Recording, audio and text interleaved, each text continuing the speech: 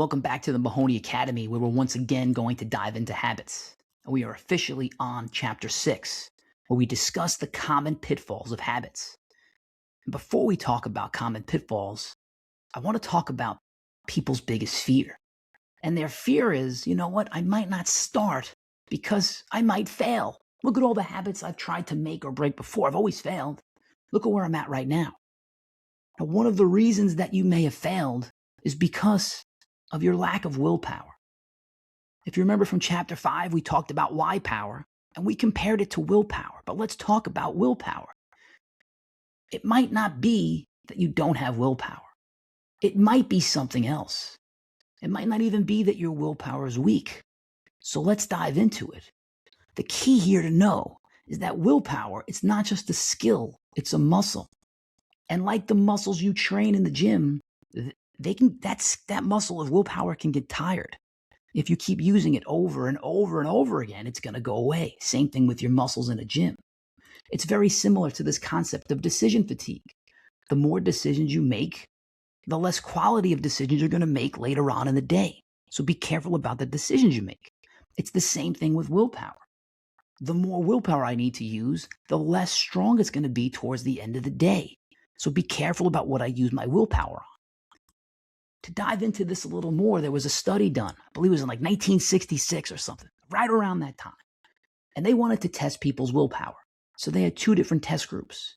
In one test group, they gave them cookies and radishes. And they told that test group, you're not allowed to eat these cookies. And they were warm cookies. They smelled really good. They said, you can't eat them. And you got to fill out this questionnaire.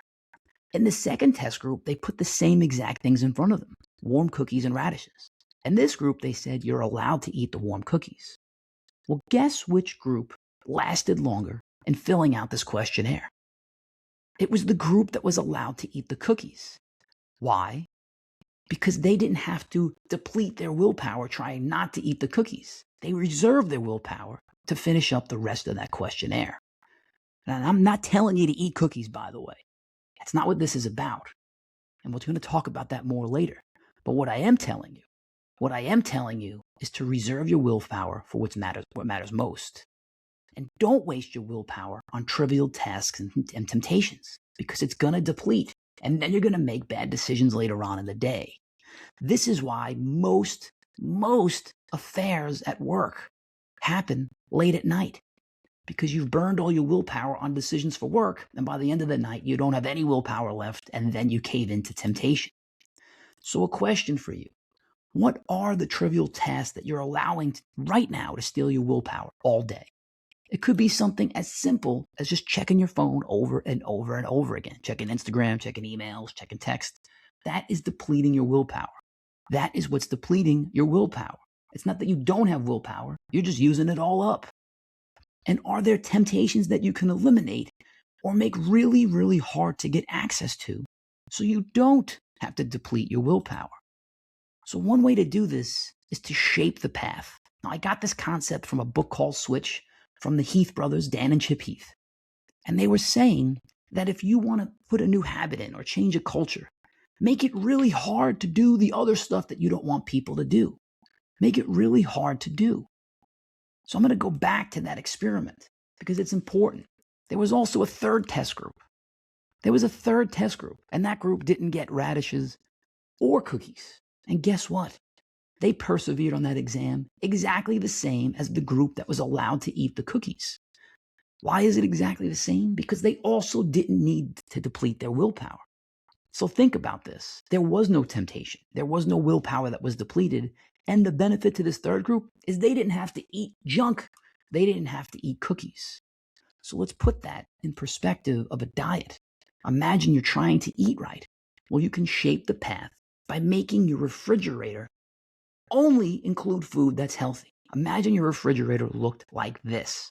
There's no way you're going to eat cookies because they're not even there. So another question for you. If you can identify the cues, remember, cue, routine, reward. Cue, routine, reward. If you can identify the cues, could it help you with your control over your willpower? You might say, what are the cues? What are the cues? Well, let's go back to this habit loop. We have the cue, routine, reward. Cue, routine, reward. By this point in your training, in the Mahoney Academy on habits, you've probably heard this 10,000 times. Well, let's talk about cue categories. One of them could be location. Another one could be time. Another one can be emotional state. How do you feel? Another one could be other people around you. And the last one is things that happen right before that cue. Right before that cue. Now you may say, I don't know what you're talking about here. This is very confusing. Well, I'm going to give you a very tangible example. Let's talk about very tangible example. One of my weaknesses in life is barbecue ribs. I love barbecue ribs. They're not the healthiest thing in the world, but I love them. But as I think about it, there are cues that trigger me to implement the routine of eating ribs. So let's take the example. So maybe the location is a bar. Okay, I'm at a bar with my friends, and these are all the other things that might chip in here, right? I'm at a location, I'm at a bar with my friends. Does time of day matter so much? No. But maybe I'm at a bar, and maybe now I'm in an emotional state where I'm uncomfortable. This is not my sweet spot, bars. It's not my sweet spot. So now I have one cue of the bar, the second cue of the emotional state where I'm uncomfortable. Now what's left? There's other people and there's immediate preceding actions. Well, let's talk through this again. I'm at the bar. I'm in an emotional state, uncomfortable. And the other people around me, they expect me to socialize. I can't just sit there. And the reason I'm not uncomfortable in the bar is because I don't drink that much. But they're probably expecting me to do something with them that's social. So what do I do to fill that void? I eat. So now those are the cues that I can leverage to actually figure out, can I change my routine? So let's go through this. The cue is I go to a bar. That's the location. It's the people I'm around. It's the expectations of what they want me to do and me feeling uncomfortable. The routine is I eat something so I can fit in with the crowd. I'm eating ribs. And the reward is that I fit in with the crowd. But now, let's say if I just switch the routine. Remember from the chapter 4, the golden rule of habits. Keep everything else the same, just switch the routine. You got to switch the routine. I can't just go there and say, I'm going to do nothing. I'm going to stand in the corner. That's a recipe for failure. That is a recipe for failure. So we keep the cue. I'll go to the bar. Got to meet my friends. The routine now is to eat something, and the reward is to fit in with the crowd. Cue, routine, reward. Now we have the knowledge. Now we have a strategy. Now we have a fighting chance to change our habit. I'll pause there for a second so you can let that sink in. We have the knowledge. We have the strategy. And now we have a way to make sure that we can make that habit stick. Now, there are other threats to success here. Because people, when they start to implement habits, what will happen is they may get bored. They may get bored with routine. And I'll let you look at this quote for a second. And this, once again, comes from James Clear, the author of Atomic Habits. The greatest threat to success is not failure, but boredom. So some people, they figured this out. They got the cue, they got the routine, they got the reward, but now they're bored. I'm bored. So, if I'm thinking about this more, I'm thinking about the best Olympic lifters in the world. These guys have literally the same lifting routine the entirety of the year. They become masters of their craft. And they'll say that a lot of the top performers in the world, they don't get bored.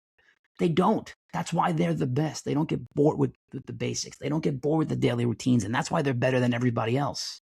Maybe they have some more talents and gifts, but there's other people with talents and gifts that couldn't stick to it because they got bored and they tried to constantly change things. But if you're listening to this, you're probably like most people where you're like, I'm going to get bored, so what can I do? What can I do? So ask yourself this question. How can you keep the critical elements of your routine, which are going to create your habits, the same, while at the same time keeping it new? So one critical thing with this is that you still need to keep the main thing, the main thing. You got to keep the main thing, the main thing. But let's imagine that you have a workout routine.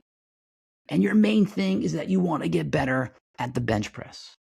And you're going to work on the bench press and work on the bench press and work on that technique and do all your habits to make you better at the bench press.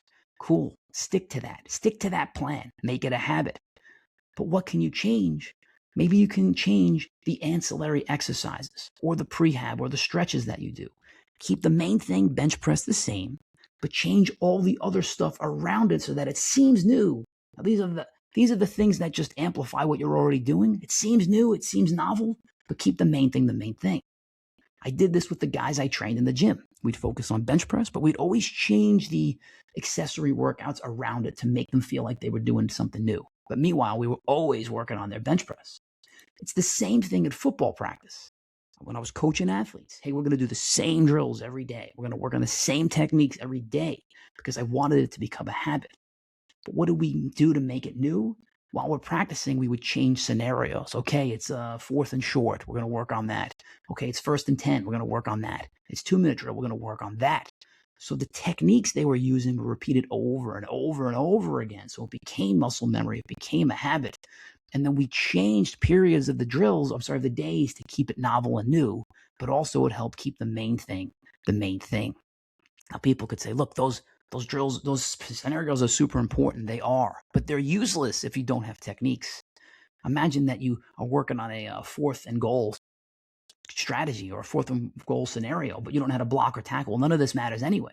It's all about the blocking and the tackling and the basics, catching a football, holding on to that football. Those are the things that truly win football games. You don't do that, you're going to lose. It's the same thing in life and business anywhere. It's the basics. It's people that are relentless about being perfect at the basics. Those are the ones that win. So if you have habits and deliberate practice, that's when you're going to have mastery. You combine habits with deliberate practice, that's when you're going to have mastery. So think about that in that football example. It wasn't just about running drills to make sure their techniques were great.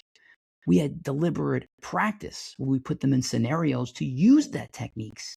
That's where we get the mastery from. We're combining a lot of thoughts here, so soak it all in. This is not just about creating the habit, especially if you want to be great. You have to find a way to deliberately practice it to get yourself into mastery. One other thing to note is that we talked about gambling. I think it might have been in chapter 2, possibly even in chapter 3. And we talked about why people gamble so much. Well, what was happening is that people, when they're setting up these machines, they actually have you win at unexpected intervals. So it keeps it new to the gambler too. The main thing's still the main thing. They're hitting that button, the wheel's spinning around, probably losing all the time, but you win unexpectedly. So that it eliminates the boredom. It eliminates, I'm seeing the same thing every time. And you win unexpectedly. That's what keeps people at that wheel. It's a sad, hard truth fact, but that is the thing that keeps people gambling. They're tapping into your dopamine. They're tapping into those habits. What we just did now is we talked about the fear.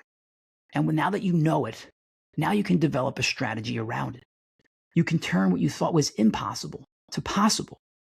And I'll finish with this. If you don't have the right strategy and knowledge, you're going to fail. Because it's like trying to open a lock with the wrong key. But now you're almost there. You're almost fully armed with the right strategy and the right knowledge. You're almost there. You know about cue, routines, rewards. You know about that you need to change that routine.